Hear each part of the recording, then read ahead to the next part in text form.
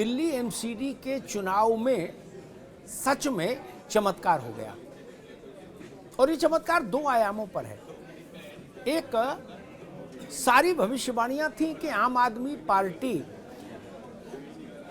एक तरफा जीत हासिल करेगी, लेकिन भारतीय जनता पार्टी ने उन भविष्यवाणियों को बहुत हद तक कमजोर कर दिया और एक अच्छी लड़ाई लड़ी।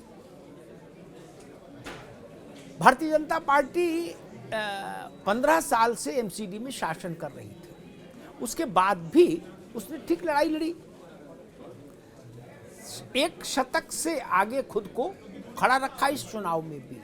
एक तो ये आयाम, और दूसरा आयाम है आम आदमी पार्टी के संदर्भ में, वो और भी बड़ा आयाम है। आम आदमी पार्टी ने एमसीडी उसके लिए बहुत महत्वपूर्ण है, स्वाभाविक है। दिल्ली में उसकी सरकार है और अगर एमसीडी भी उसके पास आ जाए तो उससे राजनीतिक तौर पर और मजबूती मिलेगी पार्टी को, स्वाभाविक है। इसलिए आम आदमी पार्टी के लिए एमसीडी का महत्व ज़्यादा था भाजपा की तुलना में। लेकिन गुजरात चुनाव के साथ साथ अचानक से एमसीडी की चुनाव की तारीखों की घोषणा हो गई। लगा अब आम आदमी पार्टी किधर जाए, गुजरात छोड़े तो दिल्ली पकड़े, दिल्ली छोड़े तो गुजरात पकड़े।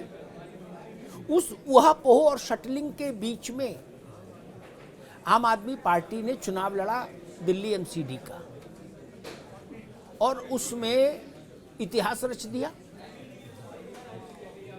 भारतीय जनता पार्टी से 15 वर्ष पुराना शासन छीनकर अपने खाते में कर लिया। अरविंद केजरीवाल का करिश्मा दिल्ली पर अभी यथावत है। एक संदेश ये इस चुनाव से जाता है, लेकिन आंकड़ों का जो T20 टाइप का जो मिजाज इस चुनाव में देखने को मिला, सुबह से लेके और शाम तक जो उतार चढ़ाव होता रहा, उन सबके बीच में आपने एक स्वर ये भी सुना होगा कि भाजपा लगातार ये कहती रही मेयर तो हमारा ही बनेगा। अब भाजपा ऐसा क्यों कहती रही? क्या उसके पीछे कारण ये है कि मेयर के चुनाव में, यानी एमसीडी के सदन में दल बदल विरोधी कानून लागू नहीं होता जैसा विधानसभा और लोक संसद में होता है? क्या ये वो कारण है? एक। दूसरे, लेफ्टिनेंट गवर्नर दिल्ली के 12 पार्षदों को नॉमिनेट करते हैं, एक वो आंकड़ा भी है। तो क्या भाजपा की निगाह उन दो विकल्पों की तरफ भी है? ये भी एक मसला है।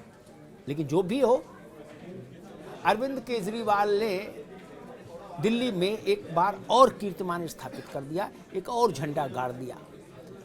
आपको सफलता तो मिली, लेकिन जिम्मेदारी और बढ़ गई। और सबसे बड़ी बात, दिल्ली में कूड़े के पहाड़।